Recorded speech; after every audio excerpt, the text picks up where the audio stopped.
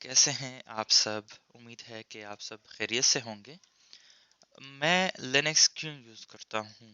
मैं विंडोज़ क्यों नहीं यूज़ करता? देखें, लिनक्स जो है वो एक ऐसा ऑपरेटिंग सिस्टम है जिस पे काफ़ी सारी चीज़ें खड़ी हैं। आज अगर आप एंड्रॉयड ले लें, आप स्टीम डेक ले लें, तो और भी बहुत सारी ऐसी चीज़ें हैं जो कि हम देखते हैं लेकिन हमें पता नहीं चलता कि यार ये क्या है, ये क्या है। ये सब लिनक्स की वजह से है। और आपको अगर किसी गैस स्टेशन पे जाएं, वहाँ पे अगर आपको सिस्टम नज़र आ रहे हैं, किसी फ्रिज के अंदर के जो सिस्टम हैं, जो स्मार्ट फ्रिज होते हैं, वो भी लिनक्स के ही होते हैं, वो विंडोज़ के नहीं होते। और मतलब ये तो एक एस्पेक्ट है, एक यूज़ है उसका। दूसरी बात यह है कि विंडोज़ ने सबसे ज़्यादा जो मुझे नुकसान पहुंचाया है वो विंडोज़ ने पहुंचाया है। बचपन से जब मैं ये विंडोज़ यूज़ करता आ रहा हूँ, मुझे जो चीज़ तकलीफ़ दे रही थी वो ये था कि आप कहीं से भी यूएसबी ले आते, तो वो अपने सिस्टम के अंदर इंसर्ट करते, तो उससे ऑटोमेटिकली वायरस जनरेट हो जाते थे जिससे मेरा सिस्टम इफेक्ट हो जाता। इवेंचुअली मैंने उसका यही हल निकाला कि मैं एक और यूज़र बना के उसको अम, उसके ज़रिए से वो वायरस डिलीट कर देता था। लेकिन देखें, आप लिनक्स में वो विंडोज़ की वो यूएसबी डालें, तो वो वायरस ना असर करता है ना वर्क करता है, और वो जो आपका सिस्टम होता है वो उससे बिल्कुल महफूज रहता है। और आप ऐसा भी कर सकते हैं कि आपका जो यूएसबी के अंदर डाटा है वो आप सिक्योर कर सकते हैं, वायरस डिलीट कर सकते हैं, क्योंकि वो वायरस लिनक्स में काम नहीं करता।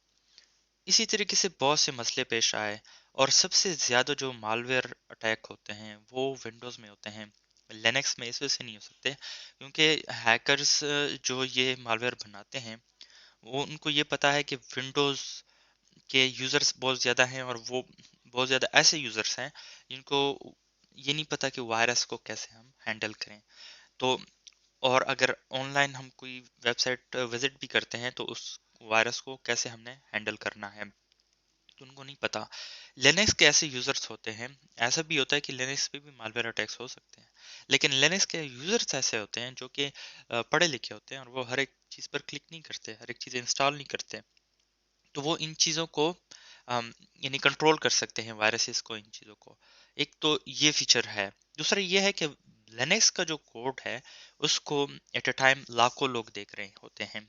वो सब लोग देखते हैं कि उसके अंदर कोई मसला ना हो, उसके अंदर कोई वायरस ना हो, उसके अंदर कोई ऐसी चीज़ ना हो जिससे यूजर्स को नुकसान हो रहा हो। लिनक्स का जो कोड है वो गिटहब पे पड़ा हुआ है, ओपन सोर्स है, उसको आप खुद जाके देख सकते हैं। आप देख सकते हैं कि कोई उसमें मसला तो नहीं है। लिनक्स और विंडोज में जो फर्क है वो क्या है? लिनक्स और विंडोज में फर्क है कंपेटिबिलिटी का।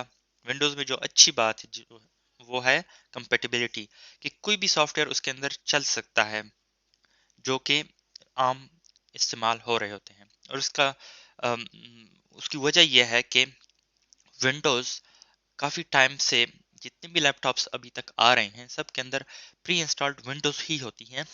उसका और कोई मकसद नहीं है। अगर वो लिनक्स होती तो आपको देखने में आ रहा होता कि लिनक्स के जो सॉफ्टवेयर हैं वो टॉप पे होते हैं।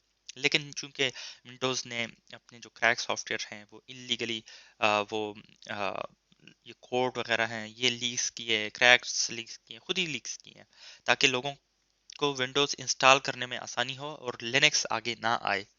लेकिन आजकल ऐसा नहीं हो रहा। लिनक्स बहुत ज़्यादा इंस्टॉलेशन हो रही है इसकी, और बहुत ज़्यादा यूज़ हो रहा है, और सर्वर पे तो मेरे ख्याल से 80-90% तो लिनक्स ही है। और इसका सबसे बड़ा फ़ायदा लिनक्स का ये है, ये स्टेबल होता है, और इसकी जो अपडेट्स होती हैं वो काफ़ी सिक्योर हैं। विंडोज़ का मुझे सबसे बड़ा मसला यही भी लग रहा है कि वो उनकी अपडेट्स ठीक नहीं होती। आप अपडेट पे क्लिक करते हैं, वो नहीं पता कि कब तक वो अपडेट्स इंस्टॉल करेगा, कब वो अप्लाई करेगा। उसके बाद फिर अगला मसला ये होता है कि अपडेट्स अगर आ जाती हैं और अपडेट्स में मसला होता है, तो उससे आपकी विंडोज़ जो है ना वो ख़राब हो सकती हैं। अक्सर देखा गया है लाइनस टेक टिप्स जो है उसके सिस्टम के साथ भी ऐसा कई बार हुआ है। हमारे मेरे साथ भी कई बार हुआ है। हर एक बंदे के साथ लिनक्स के विंडोज़ के अपडेट्स का मसला रहा है।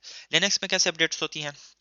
लिनक्स में आप क्लिक करो, अपडेट कर दो सिस्टम को, जैसे कि आप एंड्रॉयड में करते हो, अपडेट कर दो सिस्टम को। जब आपने इम्प्लीमेंट करना हो, अप्लाई करनी हो चेंजेस, तो आप रिस्टार्ट कर दो अपने सिस्टम को। रिस्टार्ट करेंगे तो वो आपकी अपडेट्स अप्लाइड होंगी। लिनक्स इस वजह से बहुत ही ज़्यादा आपके लिए एफिशिएंट है। और एंड्रॉयड चूंकि लिनक्स पे बेस्ड है, तो उसका जो सिस्टम है वो आप देख सकते हैं कितने सिक्योर और कितने ज़बरदस्त तरीके से उसका सिस्टम चलता है। तो यही बात है। और ऐसे ही है हमारे पास गेमिंग के अंदर स्टीम डेक। सबसे बड़ा गेमिंग के अंदर ब्रेक थ्रू हुआ है। हैंड हेल्ड जो हाथ में पकड़ के गेमें खेलने वाली जो डिवाइस है, वो है स्टीम डेक। टॉप पे चल रही है।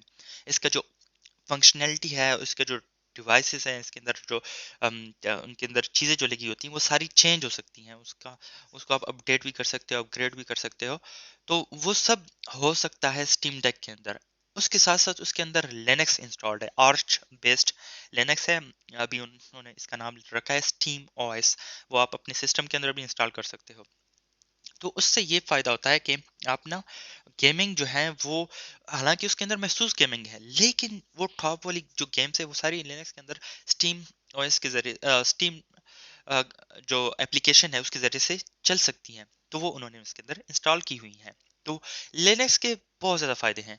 और दूसरा ये है कि अगर आप चाहते हो कि आप, लिनक्स की 600 से ज़्यादा अक़साम है। अब अगर आप चाहते हो कि कोई आपको एक लिनक्स का डिस्ट्रो या लिनक्स का एक वर्जन जो है, या उसकी एक टाइप जो है वो आपको पसंद है, जैसे कि उबुंटू है आपको पसंद है, लेकिन आपके पास क्या विंडोज इंस्टॉल्ड है, लेकिन आपने ट्राई भी करना है कि यार मैं ट्राई करूं कि ये कैसे चलता है। तो आपने करना यह है कि आपने सिर्फ उसको, उसकी आईएसओ को डाउनलोड करके उसको अपने यूएसबी के अंदर बूट कर देना है। रूफस के जरिए से हो सकता है, बेलिना एचर है उसके जरिए से हो सकता है। बूट करें, विंडो यूएसबी के अंदर डालें, उसको किसी कंप्यूटर में डाल दें, चल जाएगा। इतना आसान है आपका जो लिनक्स को चलाना, चल जाएगा। फिर उसका फायदा क्या होगा? आपका ऑडियो का मसला है, ठीक है, लिनक्स के साथ फौरन पता चल जाएगा कि ऑडियो का मसला हो रहा है या नहीं हो रहा। आपका वीडियो का मसला है, फौरन पता चल जाएगा कि हो रहा है कि नहीं हो रहा। आपकी इसके अंदर कंपेटिबिलिटी है कि नहीं है, आपका रैम और सीपीयू यूजेज कितना आ रहा है। विंडोज में आप कंपेयर कर सकते हैं इन चीज़ों को। तो इसका फायदा यही होता है कि आप जो है ना, यूएसबी से बस लिनक्स को चला लें, वो चल जाएगा। आपको विंडो को अनइंस्टॉल भी नहीं करना पड़ना, अपने का यूएसबी से चल जाएगा। इतना आसान है उसको करना। और अगर आपने किसी दोस्त के पास जाके उसका सिस्टम चेक करना है कि यार इसका असल में मसला क्या है, क्या इसके हार्डवेयर का मसला है, सीपीयू रैम इसका मसला है, या फिर इसके ऑपरेटिंग सिस्टम का मसला है, आपको पता नहीं चल रहा। आप लिनक्स बूट करें, उसके अंदर डालें, लिनक्स सबसे ज़्यादा लाइट होती है, तो इसका सीपीयू और रैम की जो यूजेज है वो बहुत ज़्यादा कम लेता है, ठीक है। तो आपको फौरन पता चल जाएगा कि यार इसका क्या मसला है। इस वजह से मैं रिकमेंड करूंगा कि आप लिनक्स को ज़रूर ट्राई किया करें, और उसको वक्फे वक्फे से यूएसबी के अंदर इंस्टॉल कर लें, यूएसबी के अंदर बूट कर दें, और उसको इंस्टॉल भी ना करें, चेक कर लिए करें यार ये कैसा है, कैसा चलता है। आप जैसे यूएसबी निकालेंगे तो वो सब कुछ, और लिनक्स की जो जो चीज़ें होंगी वो तो सिस्टम के अंदर होती ही नहीं है, वो तो यूएसबी से चलता है। इतना एफिशिएंट सिस्टम आपको ज़रूर ट्राई करना चाहिए। और इसके अंदर जो सॉफ्टवेयर्स हैं, जो कि एडोबी इलस्ट्रेटर अगर आप यूज़ करते हैं तो उसका उसका जो मुतबादिल है वो है इंकस्केप, ठीक है। और भी बहुत सारे सॉफ्टवेयर्स हैं। आप फिग्मा वेबसाइट यहाँ पे खोल सकते हैं, जिस तरह आप फिग्मा की वेबसाइट विंडो में खोलते हैं, यहाँ पे भी खोल सकते हैं, उसका भी कोई मसला नहीं है। इसी तरीके से अगर आपने फोटोशॉप करना है तो उसके लिए गिम्प है, या photopea.com है। photopea.com भी फोटोशॉप की तरह ही काम करता है, और बहुत ज़्यादा उसके साथ, यानी कि अ, उसका साथ कंपेटेबल है। इसी तरीके से अगर आपने कोई ऑफिस वगैरह करने होते हैं, नॉर्मली ये होता है कि आप विंडोज़ के लिए माइक्रोसॉफ्ट ऑफिस वगैरह इंस्टॉल करते हैं, तो उसके लिए आपको पे करना पड़ता है। विंडोज़ के लिए भी आपको पे करना पड़ता है, लेकिन लेकिन लिनक्स फ्री है। और लेकिन अगर आप चाहते हो कि वो जो सॉफ्टवेयर्स हैं आप लिनक्स के लिए डाउनलोड करें, तो उसमें लिब्रे ऑफिस आता है, फ्री ऑफिस आता है, ओपन ऑफिस, बहुत सारे ऐसे हैं जो कि आपको हेल्प कर सकते हैं। और इसके साथ साथ गूगल डॉक भी आप ऑनलाइन जो docs.google.com वो आप इस्तेमाल कर सकते हैं, वो भी कोई मसला नहीं है, ठीक है। तो ऐसी सारी चीज़ें जो आपकी रोज़मर्रा की रिक्वायरमेंट्स है वो ये पूरी कर रही है। इसके साथ साथ 3D अगर आप करना चाहते हैं, आप जो है ना आफ्टर इफेक्ट्स के फैन हैं, तो आपके पास जो सबसे ज़बरदस्त किस्म का टूल जिसको फेसबुक भी स्पॉन्सर कर रहा है वो है ब्लेंडर। ब्लेंडर 3D एक ऐसा सॉफ्टवेयर है जो कि फ्री है, ओपन सोर्स है, उससे लोग मूवीज बनाते हैं और वो फ्री है। ठीक है, तो बहुत सारे इसके ऑप्शंस हैं। मैं 3-4 साल से लिनक्स यूज़ कर रहा हूँ और मुझे कभी भी ऐसा कोई मसला नहीं आया। कंपेटिबिलिटी का मसला होता है, एक चीज़ विंडोज़ में चल रही होती है, यहाँ में नहीं चल रही होती। स्क्रीनशॉट के ऐसे टूल्स हैं जो कि विंडोज़ में अच्छे हैं, इसमें अच्छे नहीं हैं, लेकिन अभी मैंने देखा है कि वो टूल्स पहले फ्री वीडियोज़ और इमेजेस अपलोड करने देते थे स्क्रीनशॉट के लिए।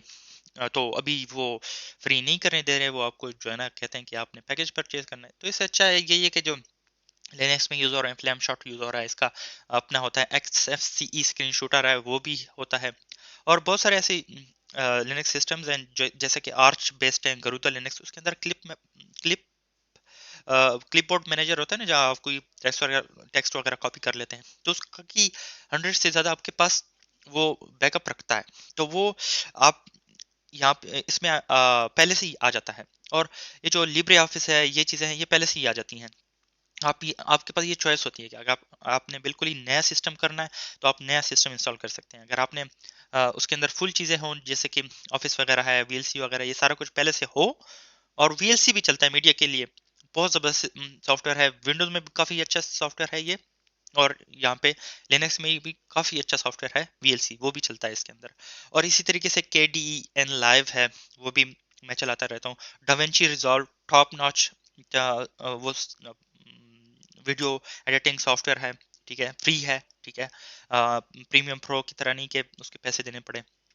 तो बात यह है कि आप लिनक्स ज़रूर ट्राई किया करें। लिनक्स में बहुत अच्छे अच्छे फीचर्स हैं, और इसमें ब्राउज़र भी सारे ही चलते हैं। फायरफॉक्स भी चलता है, क्रोम भी चलता है, ब्रेव भी चलता है, और ऐसे ऐसे ब्राउज़र चलते हैं जिसका मुझे नाम भी नहीं आता, इतनी ज़्यादा इसकी वैरायटी है। और इसका जो अपडेट सिस्टम है काफ़ी आसान है। GUI होती है जो आप माउस के ज़रिए से क्लिक कर सकते हैं, और इसका जो UI है काफ़ी आसान है। दूसरा ये कि आपके सिस्टम पर लोड नहीं होगा CPU रैम यूजेज का, ठीक है। आपकी जो आइडल स्टेट में आपकी रैम यूजेज जो होती है वो 1.5 GB होती है। लेकिन अगर आप इसको यूएसबी में आप अगर आप विंडोज़ के साथ कंपेयर करें तो विंडोज़ की नॉर्मल स्टेट में 2.5 से 3 GB होती है, जो नॉर्मल होता है उसका चल रहा होता है, ठीक है, उसमें कुछ भी बैकग्राउंड सिस्टम नहीं।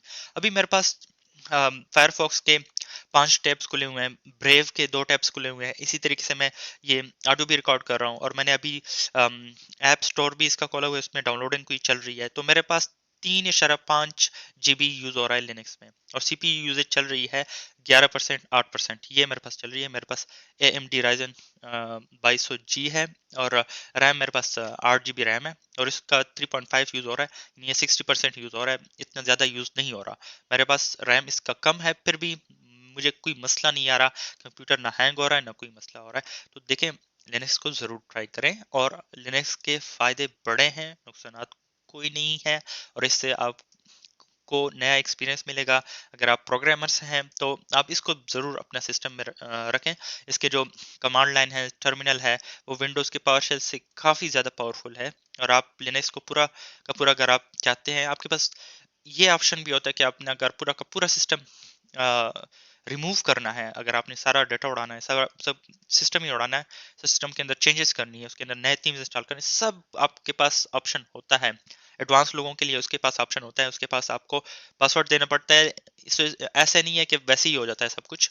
तो यह है कि विंडोज जो है आपको कुछ भी नहीं करने देता, साफ सी बात है। वो आपको कोर्टाना डिलीट करने नहीं देता, वो आपको बहुत सारी चीज़ डिलीट करने नहीं देता।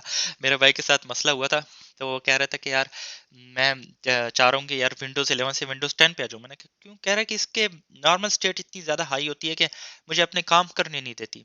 तो विंडोज़ 10 का कंपैरेटिवली कम था उसका यूसेज, तो मैंने उसके लिए विंडोज़ 10 उसको इंस्टॉल कर के दे दी। तो ये बात है कि यार आप लोग ऐसा करें कि लिनक्स पे आ जाएं। लिनक्स विंडोज़ 10 से भी बहुत ही ज़्यादा लाइट है। विंडोज़ 11 और विंडोज़ की जितनी भी चीज़ें होती हैं वो अपडेट के बजाय डाउनग्रेड हो रही होती हैं, आगे जाने के बजाय पीछे जा रही होती हैं। तो ये बात है, लिनक्स यूज़ किया करें। बहुत बहुत शुक्रिया।